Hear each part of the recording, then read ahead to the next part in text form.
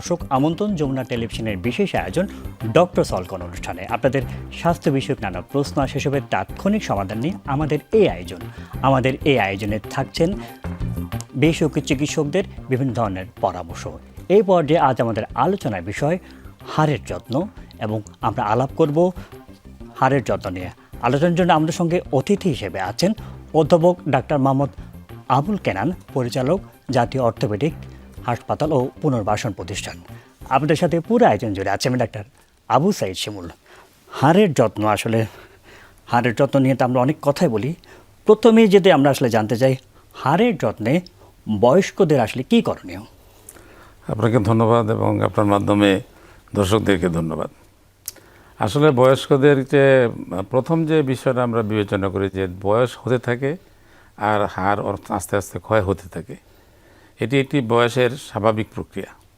সেই জন্য বয়স্ক মানুষের প্রথম কাজ হচ্ছে তাদের ডায়েটারি যে বিষয়গুলি থাকে, খাবার দাবারের সাথে এমন সব জিনিসগুলি খাওয়া যেগুলি হাড়ের জন্য প্রয়োজন, যেমন ক্যালসিয়াম জাতীয় খাবার, ফসফরাস জাতীয় খাবার, এই ধরনের যে সমস্ত মিনারেল যেগুলি আমরা বলি, এই খাবারগুলি যাতে তারা বেশি খান। আমাদের এই জন্য কিন্তু খুব বেশি করার দরকার নেই। এই শাকসবজি, মাছ ও অন্যান্য সাধারণ খাবার যেগুলি আছে, এগুলোর মধ্যেই এই প্রয়োজনীয় জিনিসগুলি পাওয়া যায়। আরেকটা জিনিস হচ্ছে, একটি মানুষের প্রয়োজন মুভমেন্ট বা তার শরীরে নড়াচড়া। বেশিরভাগ সময় বসে থাকলে হাড়ের তার যে শৈথিল্যতা দেখা দেয় এবং তার যে মাংসসহ পেশিসহ এগুলো তেমন নড়াচড়া যদি না করে, এটি হাড়কে স্থবির করে তোলে, যেটাকে আমরা যাদের ক্ষয় হয় এই ক্ষেত্রে এটা তখন উপসর্গটা বেড়ে যায়। সুতরাং স্বাভাবিক কাজকর্ম এবং প্রতিদিন কিছু সময় এক্সারসাইজ বলতে ওই স্বাভাবিক হাঁটা, 20 মিনিট থেকে আধা ঘন্টা যদি আপনি হাঁটেন, এইটুকু। আর খাবার দাবারের মধ্যে যে নিত্য প্রয়োজনীয় যে একটা পুষ্টিমান সম্পন্ন যে খাবার, এগুলো যদি খাওয়া যায়, তাইলেই তার স্বাভাবিক খাবারের বা তার হাড়ের যে ক্ষতি যেগুলি হয় এগুলি পূরণীয় হয়ে যায়। আর বিশেষ পেশেন্টের যে রোগ যেগুলি হয় ওই কারণে, সেগুলি তখন নির্দিষ্ট চিকিৎসার প্রয়োজন হয়। আচ্ছা, খুবই সুন্দরভাবে বলছেন।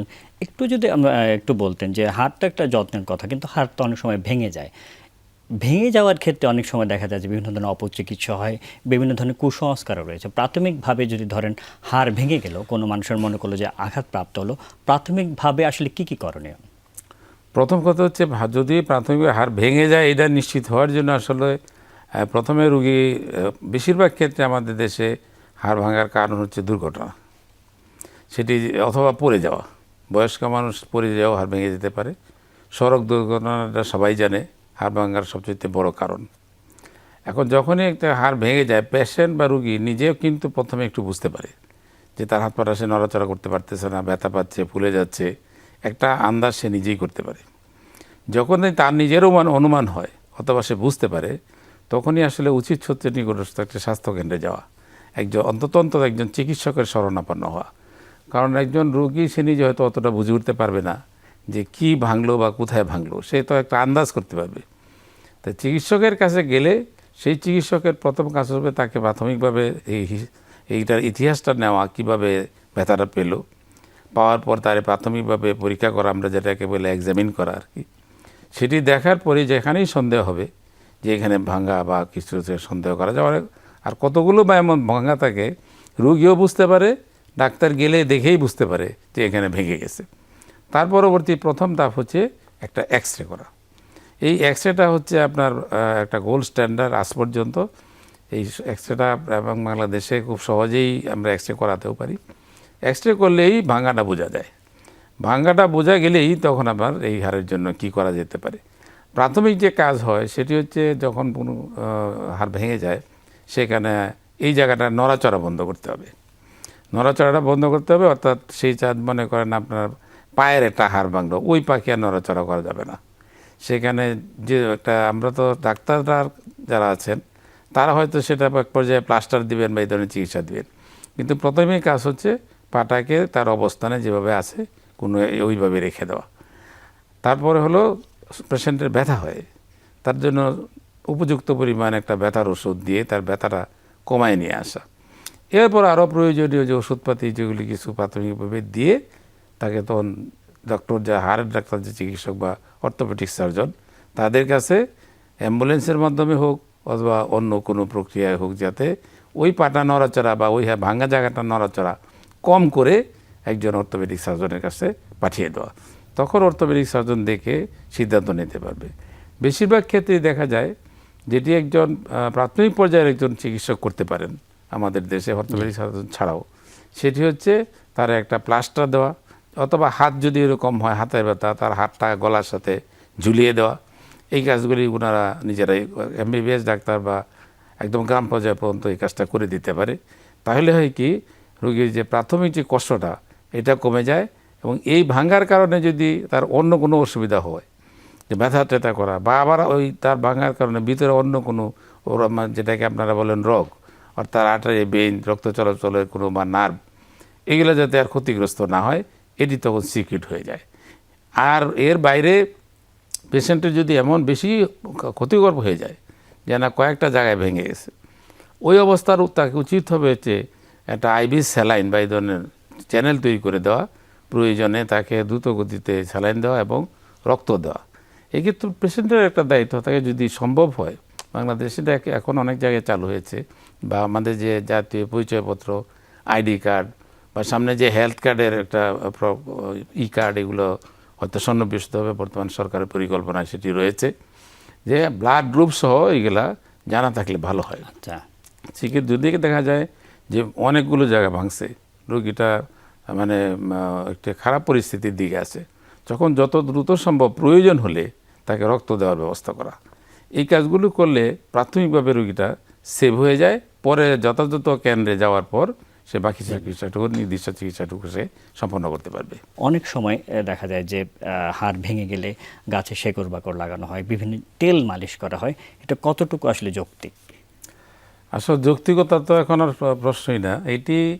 হ্যাঁ, এক সময় যখন চিকিৎসা ব্যবস্থা ছিল না, দেশে চিকিৎসার সুযোগ ছিল না প্রাচীনকালে, তখন সেই সময়ে গাছের লতা পাতা শেকড় যেটি মনে করেছে সেটি তখন ব্যবহার করত।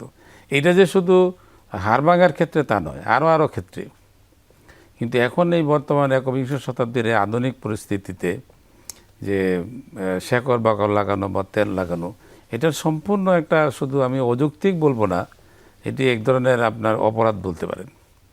তার কারণ হচ্ছে যে এই শেকড় বাকড় লাগানোর পরে যেটি করে, বাঁশের চটি দিয়ে আমাদের কাছে আসে প্রায়, এমনভাবে বাঁধে এবং রুগীদেরকে বলে যে এটা খুব দ্রুত ভালো হয়ে যাবে, 24 ঘন্টার মধ্যে জোড়া লেগে যাবে। কেউ কেউ বলে ভাত হইতে ফুটতে যতক্ষণ লাগে ততক্ষণে জোড়া লেগে যাবে। এই ধরনের চটকদারি কথাবার্তা বলাতে মানুষের মধ্যে একটা দুর্বলতা চলে আসে, এবং সেখানে নানান রকমের জিনিস দিয়ে একসাথে টারমারিক জিনিসপাতি একটা পেস্ট তৈরি করে সেটা দিয়ে পরে বাঁশের চটি বা এই ধরনের দিয়ে শক্তভাবে বেঁধে দেয়। এতে যে বিশাল সমস্যাটা হয়, একটা হচ্ছে এই জিনিসগুলি অনেক ক্ষেত্রে চামড়ার জন্য অত্যন্ত ক্ষতিকর থাকে, এবং চামড়া নষ্ট হয়ে যায় এবং মাংস নষ্ট হয়ে যায়। দ্বিতীয়ত হচ্ছে হলো, শক্ত করে বাঁধার কারণে ওই জায়গায় রক্ত সঞ্চালন পরিস্থিতি বন্ধ হয়ে যায়। বন্ধ হওয়ার কারণে হাড়ের চিকিৎসা তো পরের বিষয়, দেখা যায় চামড়া, মাংস এগুলি সব নষ্ট হয়ে যায়। এবং আমাদের কাছে এমন রোগীও আসছে যে এই সময় একটা মানুষের 8 ঘন্টা কোনো এক জায়গায় রক্ত সঞ্চালন হাত পায়ে যদি স্থবির থাকে, তখন ওই জায়গাটা নেক্রোসিস হয় বা পচে যায়, তখন সেটিকে ফেলে দেওয়া ছাড়া তো আর কোনো গতি থাকে না। সেই কারণে এটা যৌক্তিকতার প্রশ্ন না, অর্থাৎ হচ্ছে যে এটা তো ভালো করেই না, উল্টা ক্ষতি করে। অনেক ক্ষেত্রে এমন হয় যে মানে কেটেও ফেলতে হতে পারে। আর হাত তারপরে ইরিটেন্ট থাকে, এগুলো চুলকায় এবং আপনার জায়গাগুলি ইনফেক্টেড হয়ে যায়, লাল হয়ে যায়, ইনফেক্টেড হয়ে যায়, এবং ওখানে আমরা একটা ক্ষতিকারক শব্দ যেটা মেডিকেল ভাষা কম্পার্টমেন্ট সিনড্রোম কয়, সেটা কম্পার্টমেন্ট সিনড্রোম হয়ে, মানে অর্থাৎ ওইখানে রক্ত সঞ্চালন সব বন্ধ হয়ে জায়গাটা পুরো নষ্ট হয়ে যায়। ফলশ্রুতিতে আসার পরে হাড়ের যে জায়গায় ভাঙছে, হাড়ের জোড়া লাগার চিকিৎসা কী করবেন, ওই অংশটুকু হয়তো কেটে ফেলে দিতে হচ্ছে, বা ওই চামড়া মাংস কেটে ফেলে দিতে হচ্ছে। যখন এই চামড়া মাংস কেটে ফেলে দেওয়া হয়, তখন তো আগে চামড়া মাংসের চিকিৎসা করে তারপরে হাড়ের চিকিৎসার প্রশ্ন। এটি একটা বিভৎস এবং বিপজ্জনক ঘটনা, যে তার কোনো ধরনের তেল মালিশ করা কিংবা তার ওই ব্যান্ডেজ যেগুলি যে বাঁশের বা চটির ব্যান্ডেজ ব্যবহার করা, ঘাসের শিকড় বাকড় ব্যবহার করা, এগুলি এক ধরনের এম্পিরিক্যাল কথাবার্তা অনেকেই বলে থাকেন। এবং মেডিকেল শাস্ত্র তো এই সবগুলোর নির্যাস হিসাবে ওষুধপাতি এভাবেই তৈরি হয়েছে, কিন্তু সেই র ম্যাটারিয়ালসকে সরাসরি ব্যবহার করা, এগুলো করলে ক্ষতি ছাড়া এখানে কোনোই লাভ নাই। সুতরাং আমি দর্শকদের অনুরোধ করব, এই ধরনের এখন যেহেতু ডাক্তাররা হাতের কাছেই পাওয়া যায়, স্বাস্থ্য প্রতিষ্ঠান হাতের কাছে আছে, অন্তত প্রত্যেক বেশিরভাগ উপজেলায় এখন কিন্তু হাড়ের চিকিৎসক এটা যদি থাকেন। আমাদের বলে এই তাদের কাছে প্রসঙ্গটা যাওয়া। যদি উঠলো, এই যে হাড়ের চিকিৎসায় বিশেষজ্ঞ চিকিৎসক বা সরকারি পর্যায়ে যদি একটু সুযোগ সুবিধাগুলি এই প্রসঙ্গে যদি উঠলে একটু বলতেন। জি, সরকারি পর্যায়ে এখন বড় বড় হাসপাতাল, বিশেষ করে সবচেয়ে উপরে বলতে পারেন আমাদের নিটোর হাসপাতাল বা বঙ্গ হাসপাতাল, যেটা আপনি চিনেন, জি। জাতীয় অর্থোপেডিক হাসপাতাল। এর বাইরে প্রত্যেক মেডিকেল কলেজগুলোতে অর্থোপেডিক্সের বিভাগ আছে, সেটি সরকারি মেডিকেল কলেজগুলোতে আছে। জেলা পর্যায়ে প্রত্যেক জেলা হাসপাতাল যেগুলি 250 শয্যা বা 100 শয্যা যাই হোক না কেন, সেগুলোতে অর্থোপেডিক্সের চিকিৎসক আছেন। এবং বেশিরভাগ উপজেলাতেও কিন্তু এখন অর্থোপেডিক্সেরই চিকিৎসা আছেন। সুতরাং এই তাদের কাছে গেলে অ্যাটলিস্ট আপনি ক্ষতিগ্রস্ত হওয়ার আর সম্ভাবনা থাকে না, এবং তারা সেইখানকার বিদ্যমান সুবিধার আওতায় আপনার চিকিৎসাটা দিতে পারেন। দিলে তারপরে সে আপনি যদি উপজেলাতে যান, সেইখানকার একজন অর্থোপেডিক সার্জন কিন্তু যতটুকু সেখানে করা যায়, আমি যেটি বললাম প্রাথমিক কিছু করা বা প্লাস্টার করা, এটা করার জন্য অন্য কোথাও যাওয়ারই হয়তো প্রয়োজন নেই।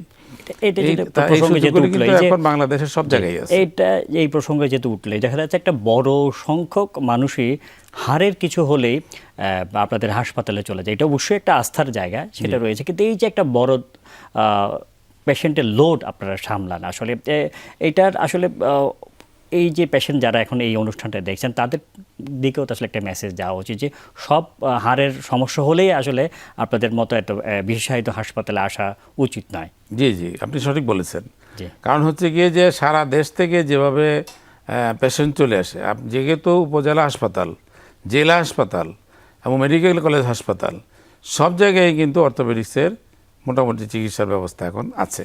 একেবারে সর্বশীর্ষ পর্যায়ের প্রতিষ্ঠান হচ্ছে আমাদের নিটোর হাসপাতাল বা জাতীয় অর্থোপেডিক হাসপাতাল। প্রশ্ন হচ্ছে যে একটা সাধারণ ভাঙা তেমন কোনোদিন ক্ষতিগ্রস্ত হয় না, চামড়া মাংস নষ্ট হয় নাই, বেশিরভাগগুলোর চিকিৎসাই কিন্তু উপজেলা পর্যায়ে অন্তত একটা প্লাস্টার দেওয়া সম্ভব বা তাকে সাধারণ চিকিৎসাগুলি দেওয়া সম্ভব হাড়ের। কিন্তু জেলা পর্যায়ে এবং মেডিকেল কলেজে প্রায় ম্যাক্সিমাম চিকিৎসা, বেশিরভাগ চিকিৎসাই সম্ভব। অতএব এখানে কিছু হলেই হাড়ের আপনার জাতীয় অর্থোপেডিক হাসপাতাল বা নিটোরে চলে আসে। আমাদের হাসপাতালে এমনও হয়েছে যে আপনি পটুয়াখালীর থেকে একটা পেশেন্ট আসার পরে তাকে জাস্ট হাতে একটা কলার কাপ স্লিং বলে যে জুলাই দিয়ে যে হাতে, এটুক জুলাই দিয়ে চিকিৎসাটা সম্ভব হয়েছে। অথচ মাঝখান দিয়ে সে আসতে যায় ওনার প্রায় 8 ঘন্টা সময় অ্যাম্বুলেন্স সহ খরচ হয়েছে। পটুয়াখালী মেডিকেল কলেজের উপর দিয়ে সে আসছে, বরিশাল মেডিকেল কলেজের উপর দিয়ে আসছে, রাস্তায় তো আরও কিছু কিছু স্বাস্থ্য প্রতিষ্ঠান ছিল। 8 ঘন্টা ঘটনা ঘটার 8 ঘন্টা পর উনি নিটোর হাসপাতালের জরুরি বিভাগে পৌঁছাইছেন। পৌঁছানোর পরে চিকিৎসা হচ্ছে গলার মধ্যে জুড়ে দেওয়া, আর কিছু ওষুধপাতি, ব্যথা ব্যথা ইত্যাদি ইত্যাদি। এই জন্য আমি আপনাদের মাধ্যমে দর্শকদেরকে অনুরোধ করব যে হাড়ের কিছু ভাঙলেই একটা অ্যাম্বুলেন্স নিয়ে দ্রুত গতিতে প্রথমেই নিটোর বা এরকম হাসপাতালের দিকে না এসে কাছের যে অ্যাটলিস্ট জেলা হাসপাতাল কিংবা মেডিকেল কলেজ হাসপাতালে আপনারা একটু অ্যাটেন্ড করেন, তখন দেখা যাবে যে অনেক ক্ষেত্রেই আপনাদের এত দূরে আসার সময়টা বেঁচে যাবে, রোগীর ভোগান্তিও কমে যাবে। এই ক্ষেত্রে আসলে এটা একদিক দিয়ে চিন্তা করলে একটা আস্থারও বিষয় আছে যে জাতীয় অর্থোপেডিক হাসপাতাল ও পুনর্বাসন কিন্তু একটা আস্থার জায়গায় চলে এসেছে। কিন্তু দেখা যায় পেশেন্টের লোড যখন বেড়ে যায়, দেখা যায় যে মানসম্মত চিকিৎসা দেওয়ার ক্ষেত্রে দেখা যাচ্ছে যেসব জটিল রোগীর চিকিৎসা সেক্ষেত্রে অনেক সময় ব্যাঘাত ঘটে। কি কি বিশেষায়িত সেবা আপনার হাসপাতালে দেওয়া হচ্ছে এবং ক্যাপাসিটি অনুযায়ী আসলে রোগীর সংখ্যা কেমন?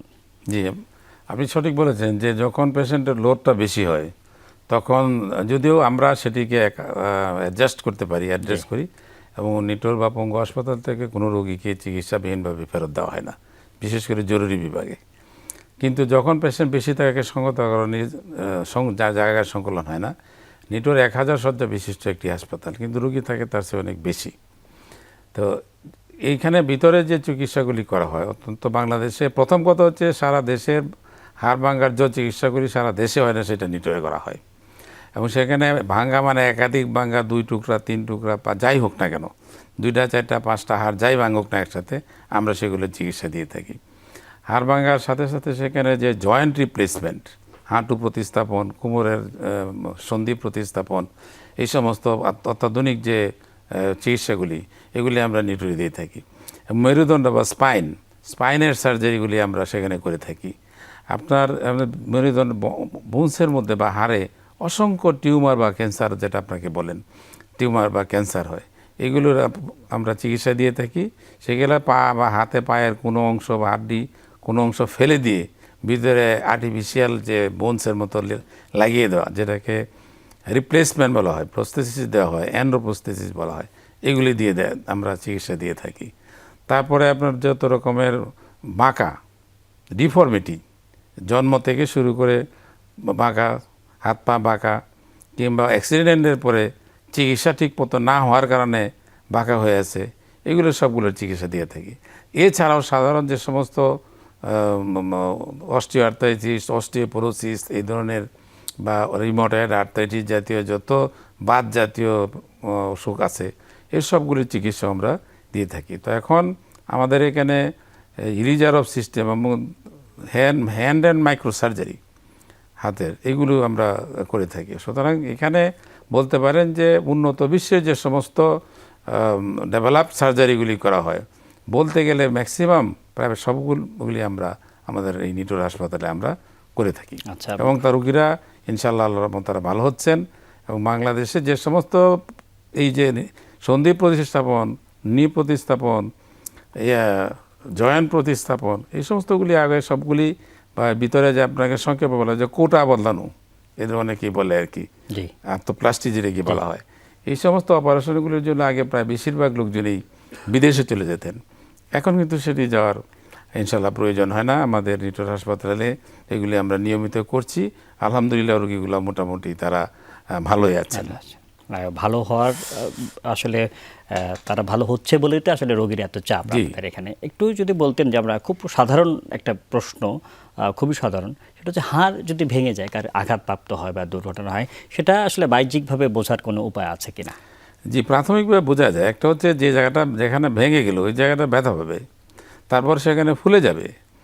আবার আপনার হাতে এখানে ভাঙলো, আপনার হাতটা উঠাইতে পারবেন, এখানে বেঁকে যাবে। যে জায়গাটা ভাঙলো এখানে এই জায়গাটা উঁচু হয়ে গেল অন্য সেটার থেকে, আর ধরতেই ব্যথা করতেছে, রুগী ওই জায়গাটাকে আপনাকে ধরতে দিবে না। আবার যদি অনেক সময় এমন ভাঙা হয়, ভাঙার চোটে জায়গাতে হাড়, মাংস এবং চামড়া নষ্ট হয়ে হাড় বাইরে চলে আসছে, দেখাই যায় হাড় ভাঙছে, এমনও হয়। এভাবে বোঝা যায়। এখন আপনারা যেমন হাঁটুর নিচে ভাঙলো, আপনি দাঁড়াতে পারবেন না, না দাঁড়াতে পারলে যখন একটা মানুষ দাঁড়াতে পারছে না, ব্যথা পাচ্ছে এক জায়গায়, তখন সে বুঝতে পারে এই জায়গাটা ভেঙে গেছে। এটি বোঝার জন্য খুব ইয়ার দরকার হয় না। এবং ডিফর্মিটি বা সেরা বাঁকা তেড়া, ফোলা, ব্যথা পাওয়া, এই ঘটনাগুলি ঘটতে থাকবে। একই সাথে সে একাধিক জায়গায় সে নড়াচড়াই হয়তো করতে পারবে না। আবার যদি সেটা মেরুদণ্ডের হাড় হয়, তখন পিঠের যে জায়গায় ভাঙে সাধারণত সেইটা তো ব্যথা করবেই, সাথে সাথে অনেক সময় নিউরোলজিক্যাল ম্যানিফেস্টেশন বলা হয়। অর্থাৎ দেখা যাবে এক পা বা 2 পা প্যারালাইজড হয়ে গেছে, অবশ হয়ে গেছে, হাঁটতে পারতেছে না, দাঁড়াতে একদম শেষ পর্যায়ে চলে এগুলি দিয়ে বোঝা যায়। অধ্যাপক ডক্টর মোহাম্মদ আবুল কেনান, এতক্ষণ আমাদের সাথে থাকার জন্য আপনাকে অসংখ্য ধন্যবাদ। জি, আপনাদেরকে সবাইকে আপনাকে ধন্যবাদ এবং আপনার মাধ্যমে আপনার দর্শকদেরকেও অসংখ্য ধন্যবাদ।